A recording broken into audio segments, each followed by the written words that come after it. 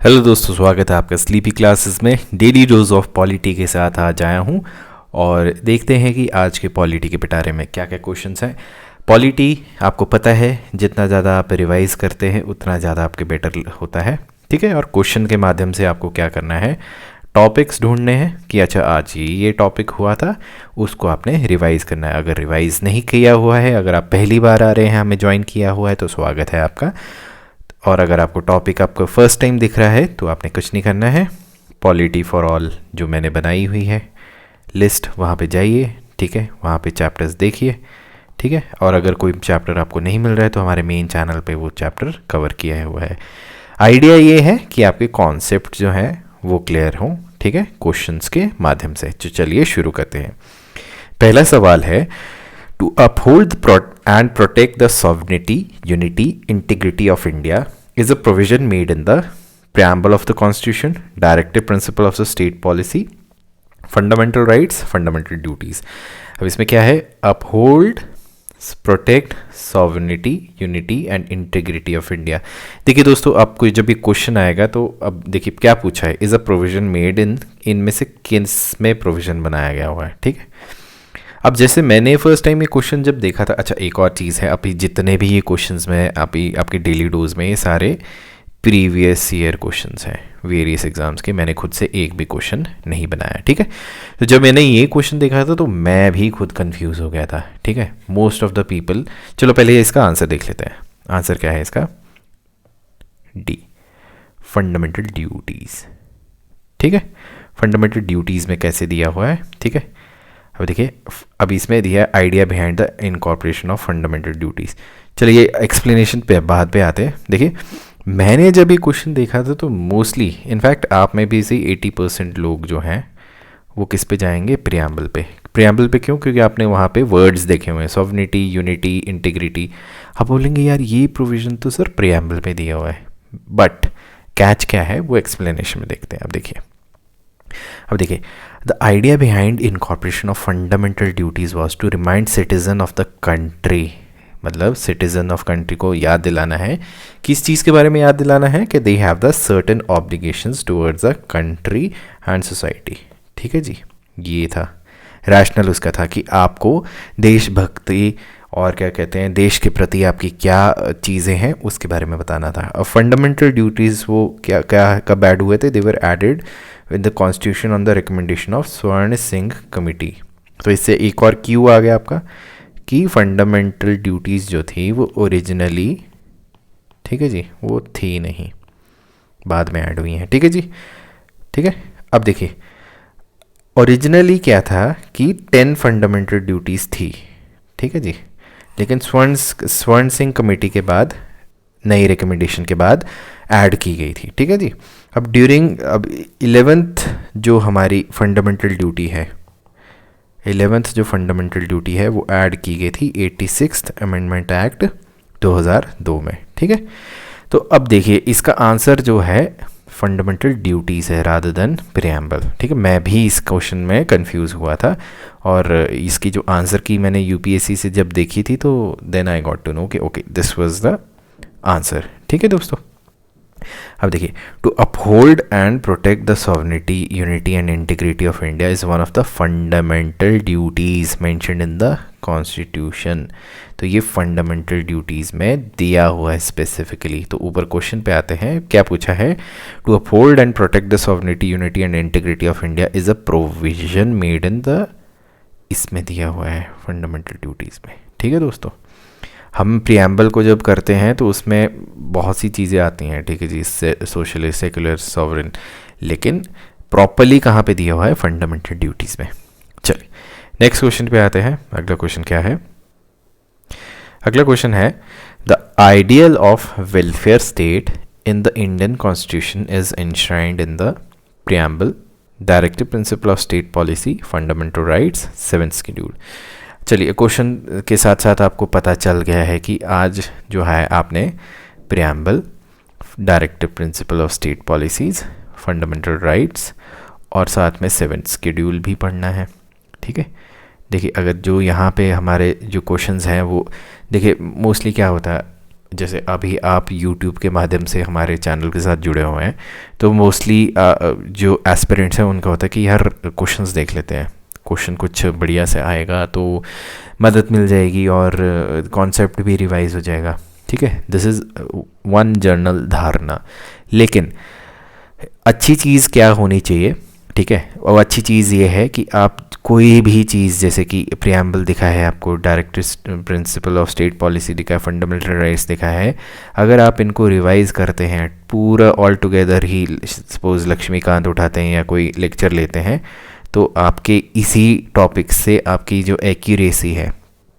Accuracy जो है questions की वो बढ़ जाएगी। इसलिए please take the cues and solve, ठीक है। अब इसका सही जवाब क्या है? आइडियल ऑफ वेलफेयर स्टेट, ठीक है जी। आइडियल ऑफ वेलफेयर स्टेट क्या है? Directive principles of state policy, ठीक है जी। Directive principle of state policies क्या है? बेसिकली डायरेक्शंस हैं, किसको? स्टेट को। कमेंट सेक्शन में बताइए स्टेट की डेफिनेशन कौन से आर्टिकल में दी हुई है, ठीक है। कमेंट सेक्शन में बताइए स्टेट की डेफिनेशन कौन से आर्टिकल में दी हुई है, ठीक है। अब देखिए directive principle of state policy में क्या है कि वेलफेयर स्टेट जो है कॉन्सेप्ट है गवर्नमेंट का। It is a concept of the government in which state plays a key role in the protection promotion of the economic and social wellbeing of its citizen, ठीक है दोस्तों। Welfare state का मतलब क्या होता है? अब देखिए मेरा नाम अभय है, ठीक है, मेरा नाम अभय है, मैं पैदा हुआ हूँ, ठीक है, एंड तो टेक्निकली क्या है कि I am the ward of my parents, ठीक है। लेकिन I am the property of what? I am the property of state, ठीक है। स्टेट की जिम्मेदारी बनती है कि आपकी प्रोटेक्शन भी करे। तो मैं आपको बताता हूँ एक बड़ा ही रोचक सी चीज़ मैंने अपने लॉ के टाइम पे समझी थी।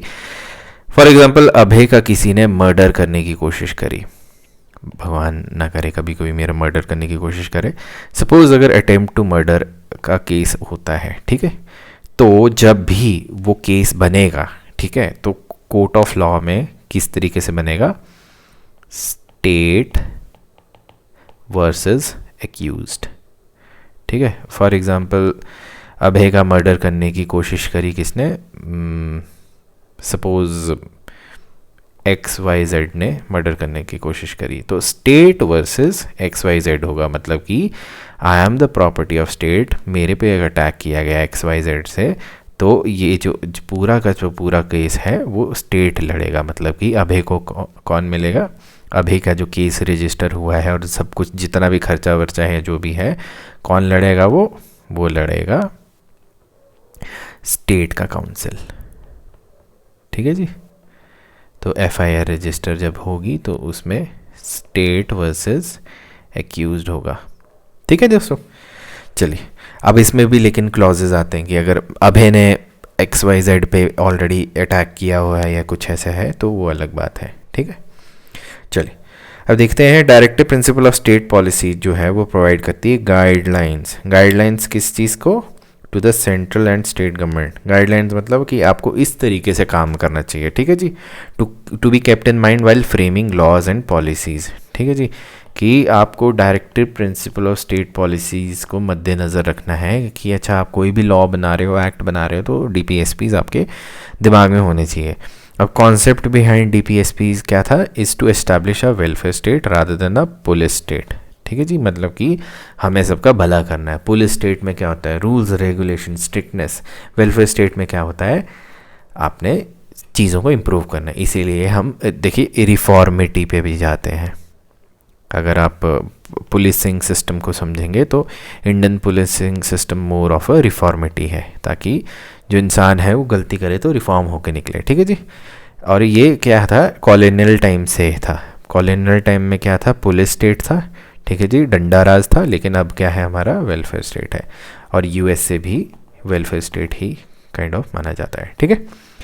तो in other words motive behind inclusion of DPSPs is to establish social and economic democracy rather than political democracy, ठीक है दोस्तों। सो सोशल और इकोनॉमिक डेमोक्रेसी है।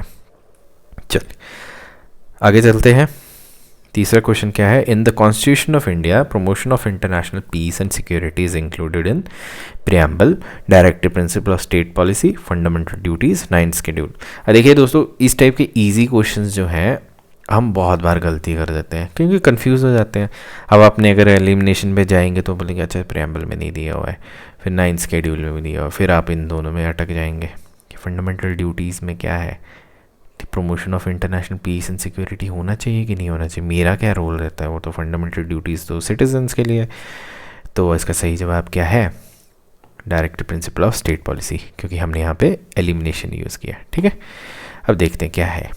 देखिए, प्रमोशन ऑफ इंटरनेशनल पीस और सिक्योरिटी जो है वो directive principle of state policy article 51 के अंतर्गत इंक्लूड किया गया है, जिसमें क्या मेंशन किया गया है, mention to promote international peace security and maintain just and honourable relations between nations. ठीक है जी। अब आपको पता ही है कि इंडिया का एक बेसिक रूल है, इंडिया की फॉरेन पॉलिसी क्या है, नेवर रिटेलिएट फर्स्ट। ठीक है जी, बट व्हेन डन तो नेवर बैक डाउन, मतलब कि पहले नहीं वार करेंगे बट अगर किया तो छोड़ेंगे भी नहीं। ठीक है, अब इसमें क्या है कि to foster respect for international law and treaty obligation. ठीक है जी, जो आपका international law and treaty obligation उसको करना है। To encourage settlement of international dispute by arbitration, मतलब बैठ के किया जाए। लेकिन क्वेश्चन ये है कि कुछ सालों पहले केरला में 2 फिशरमैन को मार दिया था, किसने, इटालियन मरीन्स ने। तो उसमें वायलेशन हुई थी किसकी, इंटरनेशनल लॉ की। और आपको पता ही है कि हाँ कितना ज़्यादा सैड अफेयर था। अभी वो दोनों इटालियन मरीन्स कहाँ हैं आपको भी पता है। तो कमेंट सेक्शन में मुझे बताइए कि how do you feel about that same, मतलब आपको क्या लगता है कि वो ठीक हुआ कि नहीं हुआ और उसमें क्या करना चाहिए था। ठीक है, कमेंट सेक्शन में मुझे पक्का बताइए कि ये जो केरला के 2 फिशरमैन बने थे, आपको क्या लगता है कि क्या होना चाहिए था उसमें। ठीक है, चलिए आगे बढ़ते हैं। चौथा क्वेश्चन क्या है, which of the following is incorrect with regard to fundamental rights. अब फंडामेंटल राइट्स के ऊपर कुछ क्वेश्चन है। पहला है, fundamental rights promote the idea of socio economic democracy, पहला। दूसरा है, fundamental rights are named so because they are guaranteed and protected by the constitution. तीसरा है, article 13 provides the provision of judicial review. तो इसमें करेक्ट ऑप्शन क्या है, 1, 2 only, 1 and 2 only, 2 and 3 only. इसका सही जवाब क्या है, इसका सही जवाब है 1 ओनली। ठीक है जी, इनकरेक्ट पूछा है, इनकरेक्ट, तो ये इनकरेक्ट है, बाकी ये करेक्ट है, ये करेक्ट है। इसके बारे में जानते हैं। ठीक है, देखिए क्या है, स्टेटमेंट इनकरेक्ट है, क्यों, क्योंकि फंडामेंटल राइट्स जो है वो पॉलिटिकल डेमोक्रेसी के ऊपर फोकस करता है। ठीक है जी, और DPSP जब भी ऊपर बात की थी ना हमने कि it is more about socio economic democracy. ठीक है जी, directive principle of state policies उस पर बात करता है। अब आर्टिकल 13 क्या करता है, आर्टिकल 13 डिक्लेयर करता है कि all laws that are inconsistent with or derogation of any fundamental rights shall be void, मतलब कि कोई भी ऐसा लॉ या इस तरीके का एक्ट बनता है जो कि इनकंसिस्टेंट है, फंडामेंटल राइट्स के अगेंस्ट है, वो वॉइड माना जाएगा। अगर दूसरे शब्दों में हमें कहें तो इसमें क्या है, it expressly provides for doctrine of judicial review. ठीक है जी, डॉक्ट्रिन ऑफ जुडिशियल रिव्यू इससे कैसा है, आपने कोई लॉ बना दिया, एक्ट बना दिया, उसको रिव्यू करने के लिए, ठीक है जी, क्योंकि आपने आर्टिकल 13 डाल दिया है तो यहाँ से डॉक्ट्रिन ऑफ जुडिशियल रिव्यू आया। अब ये पावर कैसे आई, this power has been confirmed from Supreme Court. देखिए ये रिट्स जो है हमारे आर्टिकल 32 और ये आपकी सुप्रीम कोर्ट की है और हाई कोर्ट की है 226। ठीक है जी, रिट्स का आया है, writs is one of the basic doctrine of judicial review. ठीक है जी, 5 प्रकार के हमारे रिट्स हैं। कमेंट सेक्शन में मुझे बताइए, आप बोलते हैं, आप सोचते होंगे कि कमेंट सेक्शन में मैं इतना क्यों पूछता हूँ। देखिए दोस्तों, मुझे एंगेजमेंट पता चलती है कि अच्छा कितने लोग ढंग से लेक्चर को सुन रहे हैं, और जब आप कमेंट सेक्शन बता देते हैं, डाल देते हैं, मैं चेक करता हूँ कि कौन कौन कमेंट्स कर रहा है, तो मुझे पता चल जाता है। मैं one day I am going to give you shout out as well with names कि हाँ जी ये पर्टिकुलर लड़का है, ये कमेंट करता है इतने टाइम से, आई हैव बीन सीइंग, या फिर ये पर्टिकुलर लड़की है ये कमेंट करती है, आई हैव बीन सीइंग। ठीक है, क्योंकि मैं देखिए काफ़ी टाइम से आपको स्लीपी क्लासेस में लेक्चर्स दे रहा हूँ, ठीक है जी, and I keep on checking your comment section. तो वही है कि हम लोग फिज़िकली कभी नहीं मिले हैं, लेकिन हम सब कनेक्टेड हैं, और that is what is required, ठीक है। चलिए मूविंग अहेड। फंडामेंटल राइट्स क्या है? They are named so because they are guaranteed, ठीक है जी। फंडामेंटल राइट्स गारंटेड और प्रोटेक्टेड है, क्यों? कॉन्स्टिट्यूशन में उसकी दी हुई है, और वो फंडामेंटल लॉ ऑफ लैंड में भी माना जाता है, ठीक है जी। और ये फंडामेंटल इस सेंस में भी है कि they are the most essential of all round development of individuals. तो हमारे फंडामेंटल राइट्स जो हैं बहुत ज़्यादा इंपॉर्टेंट है, क्योंकि वो ओवरऑल डेवलपमेंट करती है इंडिविजुअल्स की, ठीक है। मूविंग अहेड, फिफ्थ क्वेश्चन क्या है? अब with reference to Parliament of India, ठीक है जी, which of the following parliamentary committees. देखिए दोस्तों, पार्लियामेंट्री कमिटीज़ मेरे को कभी भी कतई, मेरे को पर्सनल में बताऊं तो मैं खुद कंफ्यूज हो जाता था कि बार बार पढ़ना पड़ता है, लेकिन जो चीज़ें आप अवॉइड करते हो यूजुअली एग्ज़ाम में वही टकर जाती हैं। तो ये पार्लियामेंट्री कमिटीज़ से रिलेटेड है, और वो बच्चे जो कि EPFO का जो एस्पिरेंट्स हैं, जो EPFO के एग्ज़ाम की भी तैयारी कर रहे हैं, अभी आपका महीने से कम टाइम रहा है, ठीक है। तो ये वाला जो लेक्चर है इसको आप प्लीज़ रिवीजन की तरह ही लें, ठीक है। बाकी जिनके एग्ज़ाम्स लेटर स्टेज पे हैं थोड़ा सा वो इजी भी ले सकते हैं, लेकिन EPFO के एस्पिरेंट्स जो कि हमारे साथ जुड़े हुए हैं, ठीक है, और जिनके जो कि काफ़ी सीरियस हैं, प्लीज़ आप रिवीजन सीरीज़ को लीजिए। अपनी पढ़ाई जो है वो 10 से 15 घंटे तो आप कर ही दीजिए, ठीक है जी। अब मैराथन का टाइम आ गया हुआ है। ओलंपिक्स में जैसे हमने गोल्ड लिया था, वैसे ही आप लोग अपनी EPFO में सिलेक्शन करेंगे, ठीक है। तो अब देखिए पार्लियामेंट्री कमिटीज़ के ऊपर है कि with reference to Parliament of India which of the following parliamentary committees scrutinizes reports to the house whether the power to make regulations, ठीक है जी, power to make regulations, rules, sub rules, bylaws et cetera conferred by the constitution or delegated by the parliament are properly exercised by the executive within the scope of such delegation, ठीक है जी। मतलब कि parliamentary committees के ऊपर कुछ हमने पूछा हुआ है कि कौन कौन सी कमिटीज़ जो हैं इन पर्टिकुलर चीज़ों की एक्सरसाइज करती है, ठीक है।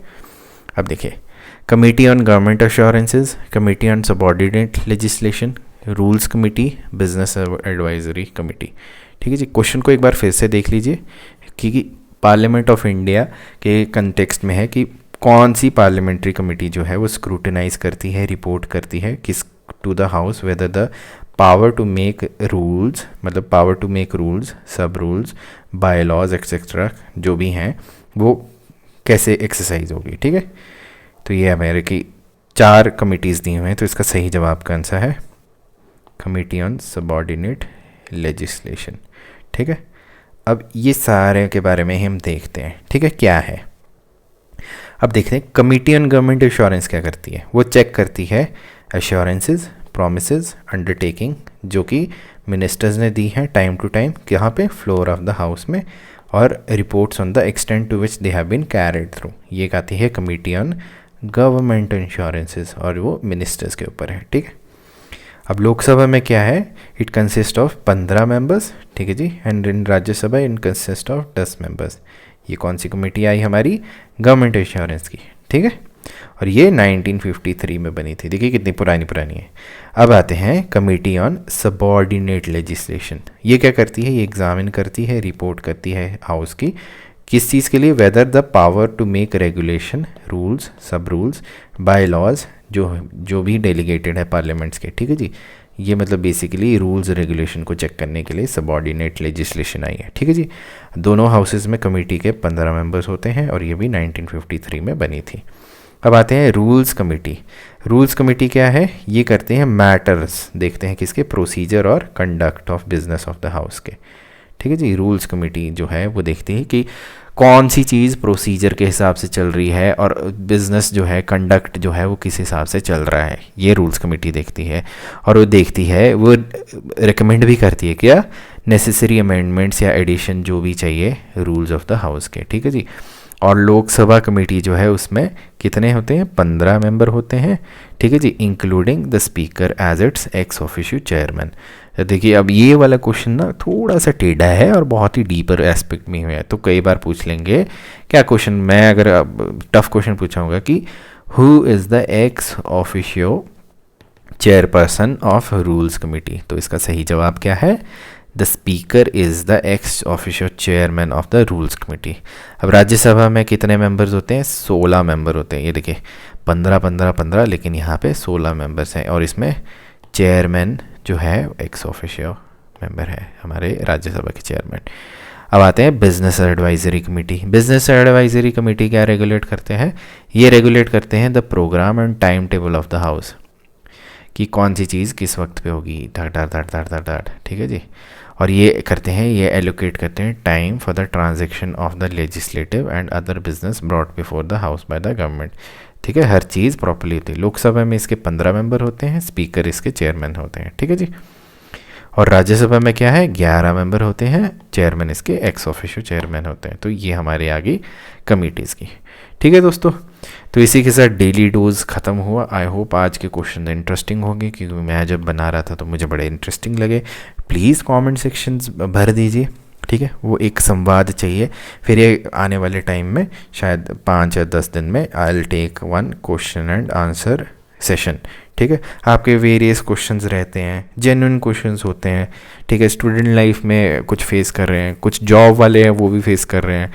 आपको कौन सा एग्ज़ाम की तैयारी करनी है, ठीक है, वो सारी चीज़ें आप कमेंट सेक्शन में बताइए, ताकि हम आपके नीड्स को कैटर कर पाएँ। इसी के साथ मैं चलता हूँ। टेक केयर, अपना ख्याल रखिए, बाय बाय।